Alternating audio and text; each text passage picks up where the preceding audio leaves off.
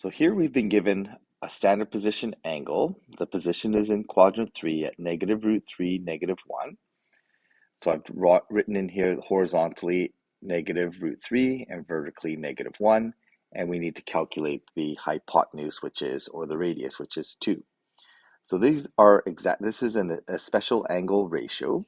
So we're going to do this keep this in exact values. So first thing is that if we want to relate the cosecant with sine and vertical. Okay, so the cosecant goes with the vertical, and cosine secant go with horizontal. So there's vertical, and then the secant goes with the horizontal. So we're being asked to write the reciprocal trig ratios, cosecant. So cosecant of this position, theta, is going to be the radius over the vertical. The secant, again, the secant goes with horizontal, same as cos, is going to be the radius over the horizontal position. And the cotan is going to be the x position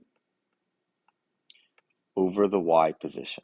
We can simplify that to root 3. So again, the cosecant is sine vertical.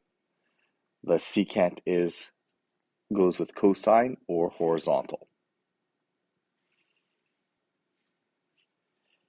Here we've been asked to find theta to 2 decimal places in radians.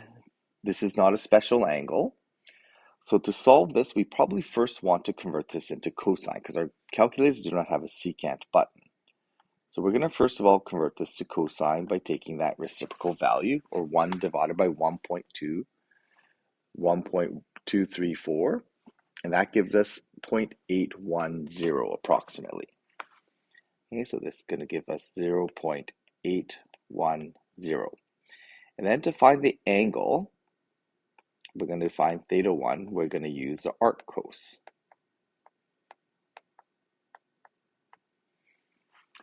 So the arc cos of 0.810 gives us 0.689, or we're just going to round that to 0.69. So theta 1 is equal to 0.69. Okay, so there is a theta 2.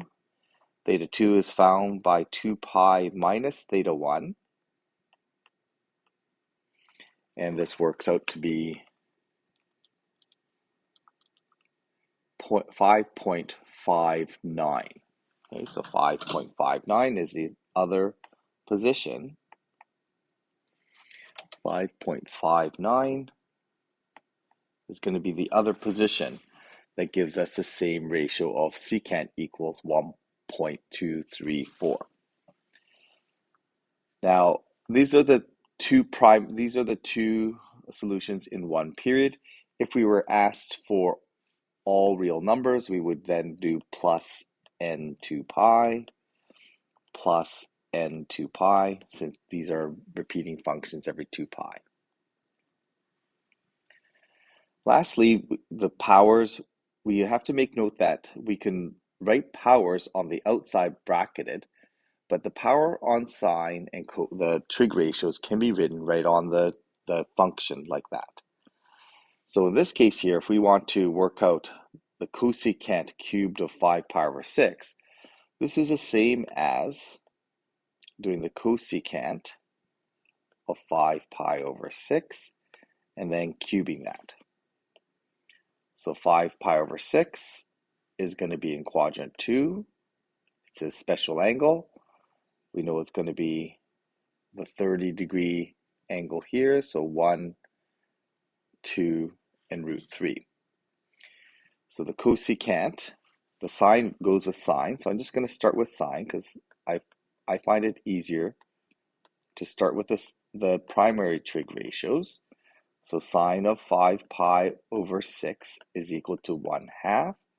So the cosecant is going to be the reciprocal 2 over 1. And once I work out that trig function, the trig value, I can then apply the power afterwards. So I end up with equal to 8. So this power here is really just a power on that function after I work out the value of that function.